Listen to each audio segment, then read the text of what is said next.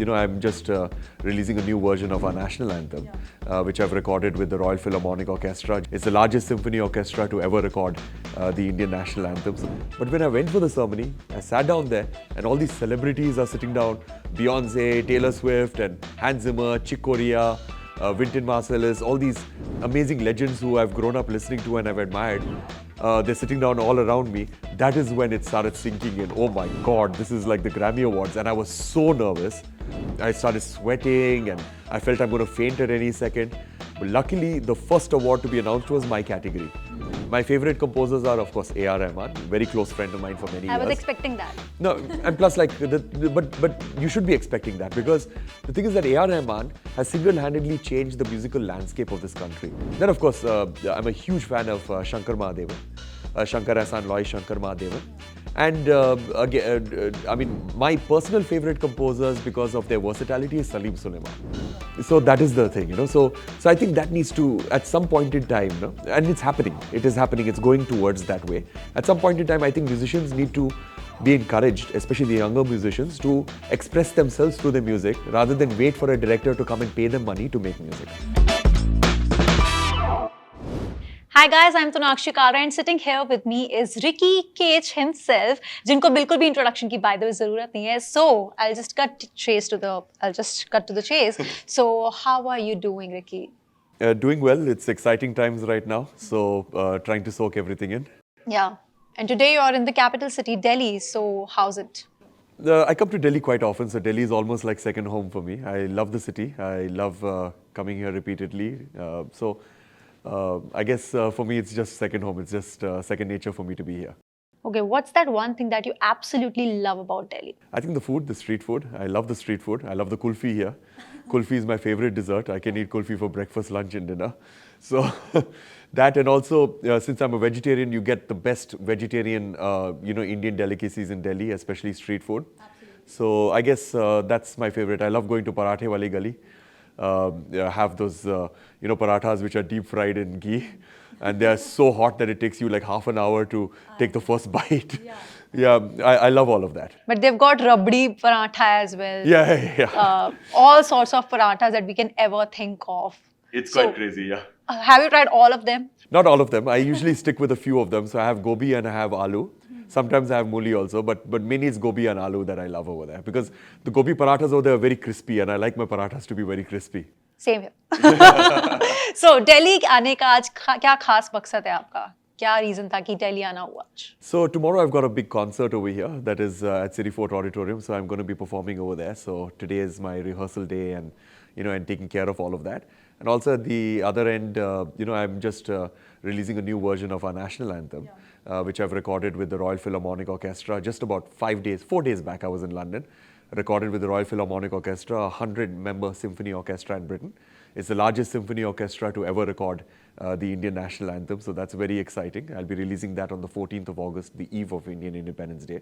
And it's also especially fun because, after having ruled us for 200 years, an Indian guy conducting the mighty British orchestra and performing the Indian national anthem. So that's quite exciting. That's a very, very proud moment for all of us, in fact. Yeah, and I'm also going to be presenting that version of the national anthem for the first time to the public at the concert tomorrow. That's great. That's really awesome, actually. Yeah. So I was always intrigued, Ricky, about one thing, that you were always inclined towards environment since childhood. Correct. And you started at the age of 6, the music journey. Yes. How did that happen? So I actually grew up in America for the first 6 years of my life. And we lived, my family lived in this very small city in North Carolina called Roanoke Rapids. Middle of nowhere, lots of wooded areas, lots of trees around us. So that would encourage a whole lot of creepy crawly and dangerous animals coming into our home like snakes and lizards, reptiles, frogs, that kind of stuff. And everybody used to tell me when I was a young child that as soon as you see these animals, either step on them and kill them or, just run away. And then my question to them always would be that if you're supposed to kill them the minute we see them, they obviously, why do they exist? They obviously have some sort of purpose. Yeah. And our ancient scriptures in India tell us, and now the whole world is realizing this, that every single species of animal, no matter how seemingly insignificant, is a very important part of our ecosystem. And it's this delicate balance of the ecosystem that keeps all of us alive. So these were the questions that would keep me awake at night. And, so I've always been an environmentalist. And music My father had a couple of musical instruments at home. He never would play any musical instrument. And he just had it home. I guess he wanted to learn at some point in time, but he gave up on it or whatever. Like how it normally happens, you know, everybody's got a guitar at home and stuff like that. I picked up these musical instruments and I immediately started, I started off self-taught. Much later on in my life, I took a formal education, but my basics in music has been self-taught. And which was your like ultimate musical instrument at that time? At that time, it was the guitar. But then I moved towards the piano because I fell in love with the piano once I started playing on it. And today? Today I play a lot of instruments, but my main instrument is still the piano. On stage I play the piano and I play the keyboards and a lot of electronics and stuff like that. But yeah, I can play a bunch of instruments. Just if somebody puts a gun to my head, I can play a few instruments. But I would prefer it if I compose for those instruments and I get a real good player to play. You know, anything that somebody is better than me at doing at, I would rather get them to do that rather than me do it myself. Yeah. So you won Grammy not once but thrice. Do you still remember the first feeling जब पहली बार मिला था? Of course, I remember it very, very clearly. So what happens is that in November, December is when they announce the nominees. 5 nominees in every category. So the Grammys always felt like it was an unattainable dream. You know, that ho hi nahi sakta hai. You know, that it is, you see the Grammys on television and that's the end of it. And one cannot even imagine or dream about it. But then I remember I was sleeping because it was daytime for Los Angeles and nighttime over here in India. And my phone kept getting these notifications and it was waking me up. So finally I gave up and I picked up my phone and I was checking what it is. And every notification had the word Grammy in it. And I was wondering what's going on over here. Then later on I realized that I've been nominated for a Grammy. And then it's a 2-month waiting period for the actual ceremony where they announce the award. And there is no way to find out if you won the award before that. You have to sit down in the ceremony and then they call out all the nominees. And then they say, and the winner is, and if it's your name, you go up and collect the award. If it's not your name, you have to pretend like, you're not affected by it and you're happy for the person who won. Yeah. So the thing is that during that 2 months, everybody would ask me, are you nervous? Are you nervous? And I wasn't nervous at all because it hadn't sunk in, the magnitude of this. But when I went for the ceremony, I sat down there and all these celebrities are sitting down. Beyoncé, Taylor Swift and Hans Zimmer, Chick Corea, Wynton Marsalis, all these amazing legends who I've grown up listening to and I've admired. They're sitting down all around me. That is when it started sinking in. Oh my God, this is like the Grammy Awards. And I was so nervous. I started sweating and I felt I'm going to faint at any second. But luckily, the first award to be announced was my category. Because I don't think I could have waited even for 5 minutes more. So they announced the category and they announced that I was a winner. And then, of course, the nervousness went away, went up on stage, gave my acceptance speech and, and I won my award. And what about second and third time? तब तक थोड़ा वो shivering और वो nervousness कम हो गई थी? Actually not. Because every time feels very, very absolutely special. Yeah. It feels absolutely special. Second time was with Stuart Copeland. Who I've idolized my entire childhood. I've literally had posters of him on my wall while growing up. And then I got to do an album with him. And so that was another surreal experience, to actually go on stage and win the Grammy with him. And because I really wanted to win that award, because I wanted to win it with Stuart Copeland, my childhood idol. Yeah. Acha, you've got so many compliments till date and you still get a lot of compliments from people around the world. But which is that one compliment that always stays with you? कभी किसी celebrity से मिला हो, किसी star से मिला हो, किसी रैंडम इंसान से मिला हो, कोई ऐसा complement? It's very difficult to say actually. It's very difficult. Not that I've received like 10,000 compliments, but the thing is that it's very difficult to figure out what that special compliment is. I guess after I won my first Grammy award, I was invited by Prime Minister Modi for a meeting. And what I thought was going to be a 5-minute meeting ended up being an hour-long discussion. And we were discussing about the environment, about nature, about my role with the United Nations. He told me that he's going to be visiting the climate change conference in Paris later on that year, the COP21. So we discussed about that. He discussed about the Solar Alliance, this beautiful alliance that he's creating between tropical countries all over the world, which can generate solar electricity.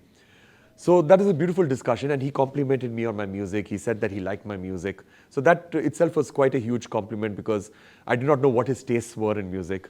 There's very little known about it, And to have him compliment my music and compliment the fact that, that I'm creating music based on the environment and based on social impact, he admired all of that. So I guess that would count as a great compliment. And I remember the second time when I won the Grammy, he was even more happier, He was like, wow, you've done it again. So these are very good compliments that I received. Okay, so you've done so many performances till date, so many shows till date in so many countries and so many cities. Yeah. So, is there any crazy experience that you can never forget that you can share with us today? Oh, lots of crazy experiences. Lots and lots of crazy experiences. But I would say that the greatest concert that I've ever been part of, and maybe two of them, is one of them being that I think the greatest experience of my life was performing for 20 years of Kargil Divas in Leh. So there was this beautiful concert which the army had organized at Leh. So it was in the Sonam Wangchuk Stadium. My backdrop was the Shanti Stupa, mountains all around me, and at an elevation of 12,000 feet, so very little oxygen there. And I was faced by 12,000 army soldiers in uniform. That was my audience. And they sang with us, they danced with us. It was just a surreal experience performing to India's finest, as I call them. Yeah. It was very good. And the second experience was performing at the United Nations General Assembly for the first time. I've performed there 4 times now. But the first time was very special because, luckily for me, we had to do the rehearsal a day before. So that way I got an opportunity to go a day before to the General Assembly. And of course I was extremely nervous when I entered in because just thinking that how much have these walls seen, pretty much every single world leader since the 1940s has actually stood on that stage, where I performed. And every single peace treaty, every single treaty between nations, every single deal between nations has been signed within those walls. So it was a very nervous experience for me and a huge privilege, obviously. And luckily, as I said, since I had to go there a day before for the rehearsal, so the nervousness went away. And the next day I could perform to the best of my ability. Okay, so you have come up with so many amazing compositions, and people sitting here, they are like the testimony to that. And everyone is a fan of your work. किसी ना किसी का कुछ ना कुछ favorite है, ऐसा वाला scene है. But which is your ultimate favorite one? So to be honest... don't say that it's difficult to choose one. No, it is actually. But the thing is that, but I've got an easy answer to that. My favorite composition is the one that I'm currently working on all the time. Because I believe that right now, since I'm not making music for movies, I'm not making music for commercial interests or whatever. So the thing is that every single piece of music that I make is based on my own sensibilities and whenever I want to make music. So I'm not working on any deadline, I don't have to deliver music or whatever. So I will never put out a piece of music since there's no deadline and it's based on whatever I want to do. So I will never put out a piece of music unless I feel it's the best piece of music that I've put out, till then. And it's no point, I feel that it's no point for me to work on any new music or release a piece of music unless I'm 100% sure that I cannot make this better than what my previous pieces of music are. So I guess whatever I'm working on right now is my favorite piece of music. Okay, yeah. And we are yet to hear that. Yeah. Right now you're yet to hear that. But right now the one which I'm putting out on the 14th of August is my version of the Indian National Anthem. So I would say that is my best work till date. Looking forward to that now. अब जो आपने बता दिया तो definitely looking forward to that now. और इतने सारे artist के साथ काम किया, इंटरनेशनल आर्टिस्ट के साथ आपने काम किया, लगातार काम किया और बहुत बढ़िया काम किया है. किसी के साथ काम करना was like a dream come true for you? Lots of them. As I said, my previous album was an album called Divine Tides, for which I won 2 Grammys for that one album. And that was a collaboration with Stuart Copeland, who is considered to be the greatest drummer in the history of music. Rolling Stone has called him that. And also he's composed music for 50 Hollywood movies, including Oscar-winning movies, sold 75 million copies of his albums. That is 750 lakh albums he's sold. So he's an absolute genius, an absolute legend. And so basically what happened was that I got in touch with him during the pandemic because I started working on what would be called Divine Tides later on. I started working on that album during the pandemic. And then I wanted to work with a collaborator because I felt that if I do everything myself, it's going to be just my imagination. I want somebody else's imagination to come into it to make the album much bigger than what it would be just with me. So then I thought, okay, let me try my luck. So I wrote to him. I got his email ID from a common friend. I wrote to him. And then to my luck, in a couple of weeks, he responded back. He's like, yes, let's do this album. And then we did the album together. We spent about a year working on the album. I had to change my sleep timings to match him because he's in Los Angeles, so his AM is my PM. So we had to do that. We synced with each other, hundreds of Zoom calls, hundreds of messages, remote recording sessions, a lot of technology used. And we got nominated for a Grammy. And then we've not even met each other in person. So that is how the world was at that time, right? And then the Grammy Awards ceremony happens in 2022 in April. And so we met a week before the award ceremony, and I went to a concert of his, and at the end of the concert, he had an after party. That's the first time we met each other face to face. Not only were we collaborators, but we had become very close by then. Like, he was like an older brother figure to me. He'd give me life advice and all of that stuff. We'd gotten really close. So it was a very emotional moment for me to hug him that day, and like, you know, and wow, we've been through so much together during this pandemic, and you know, and all of that stuff. So it was a beautiful moment, and he would be my greatest collaborator ever. Truly beautiful. Yeah. And very interesting to know about that story, by the way. Yeah, it is. And now we've just finished another album which is releasing at the end of this month. Okay, Yeah. great. So I know you don't do commercial music. Yeah. I'm pretty much aware of that. Yeah. But do you ever watch Bollywood, or do you follow Bollywood? Of course. I watch all the Bollywood movies. I love Bollywood music. It's not like I will create it myself, but I love listening to Bollywood music. My favorite composers are, of course, A.R. Rahman, a very close friend of mine for many years. I was expecting that. No, and plus, like, but you should be expecting that, because the thing is that A.R. Rahman has single-handedly changed the musical landscape of this country. And every single composer, every single musician, every single singer in India has been influenced by him in some way. That's how big his impression on the musical landscape of India has been. And if anybody says that they've never been influenced by him, it's just plain and simple lying, because that's how big his footprint has been. Then, of course, I'm a huge fan of Shankar Mahadevan, Shankar Ahsan Loy Shankar Mahadevan. And again, I mean, my personal favorite composers, because of their versatility, is Salim Sulaiman.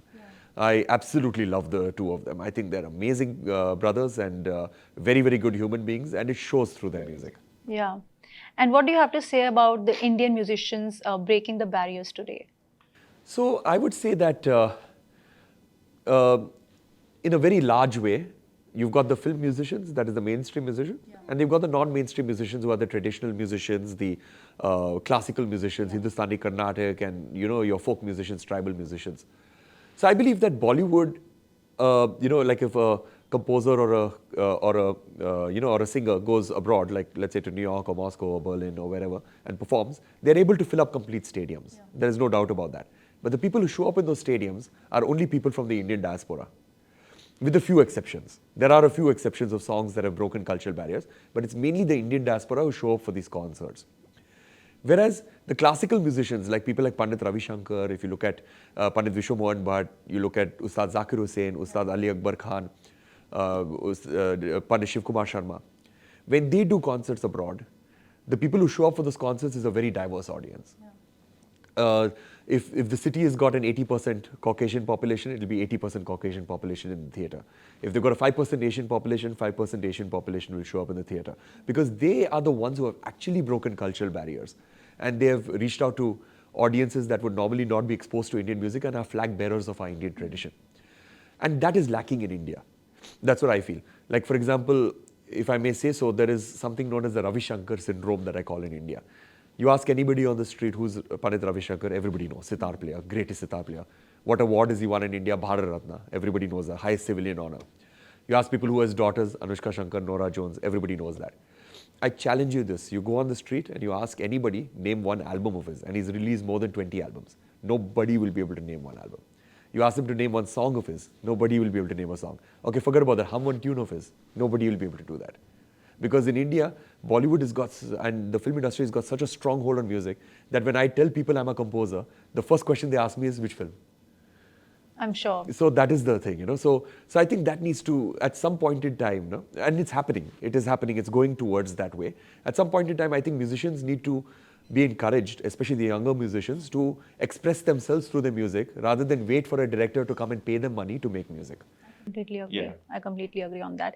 But social media plays a huge role in everybody's lives today. Every single person is on social media platform, any other social media platform in fact. But आपको लगता है कहीं ना कहीं कि musicians के लिए social media platform पर आज के time में active होना is the must thing because वहाँ से virality के chances ज़्यादा हैं and दुनिया भर के लोग जो social media पर है उनको पता चलता है कि ये भी कुछ करते हैं या ये भी कुछ बजाते हैं, ये भी कुछ गाते हैं. कहीं ना कहीं आपको लगता है कि बहुत important है social media पर active रहना.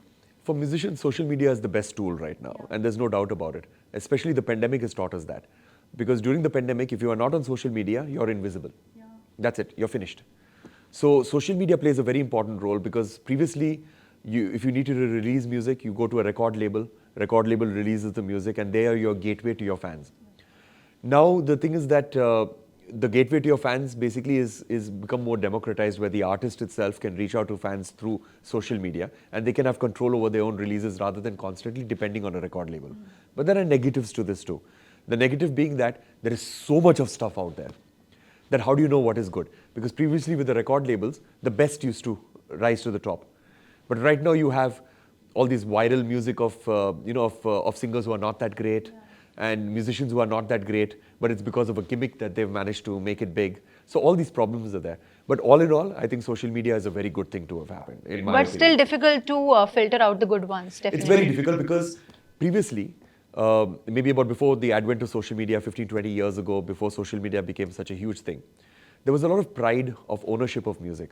Like for example, I would buy a CD, I would go to a store, check out all the music CDs out there. I would pick out a CD of a new band, some kind of a obscure band that I haven't heard before. I listen to them, become a fan of their music. When friends come home, I'll open the CD and I show them, check out this, check out the cover. This is a new CD of new band that I listen to, and I do that. And I'll keep that CD with me forever. So even 20 years down the line, I will go back to that CD at some point and I will listen to that music. Whereas right now, it graduated to MP3s, where you have the MP3s in your phone. Now people don't even want that. People just want to stream it on Spotify or on Apple Music or on Amazon Music or YouTube or whatever. So now people don't even want to waste their phone storage on music. So basically what will happen is that music cannot live as long as it used to, like the old hit songs which last forever. That will not happen anymore because people will listen to the songs on streaming, and then after that they'll forget about that song in about 2 or 3 months and they'll move on to the next song. Yeah. So there is no song that will stand the test of time and it will last forever. So that is a thing of the past. That's very true. Okay, one last question. Rashi Entertainment के साथ आपने collab किया है इसके लिए, and they're organizing this entire event tomorrow. So what do you have to say about that? Any message for them? मतलब किस तरह का experience रहा? No, it's been an amazing experience working with Rashi Entertainment. They've pulled all stops. They've tried to make this the best concert possible, and I'm really, really looking forward to the concert tomorrow. It's at City Fort Auditorium. I mean, City Fort Auditorium is a beautiful place to actually perform at. And Rashi Entertainment, they understand about my commitment towards sustainability. Yeah. They've made the whole concert very sustainable. All the printing materials are sustainable. We've tied up with the United Nations for this concert. We've tied up with the Ministry of Environment for it. We are supporting the Prime Minister's Life Mission. So the Life Mission is all about lifestyles for environment. It's a mission by the Prime Minister to encourage everybody in India to promote lifestyles for the environment. In the sense that, not buying everything that comes your way, buying things with a lot of deliberation, reusing stuff, and promoting a more circular economy, and not using single-use plastics. So that is what this concert is going to be all about, and I'm really, really thrilled thrilled to partner with Rashi Entertainment for this. All right. Thank you very much, Ricky, for your time today. And we wish you all the very best for the upcoming amazing music pieces that you're working on. And keep bringing amazing and meaningful music for all of us with some great messages that you always do anyway. So thank you for your time today and wish you all the very best. Thank you so much. Thank you so much.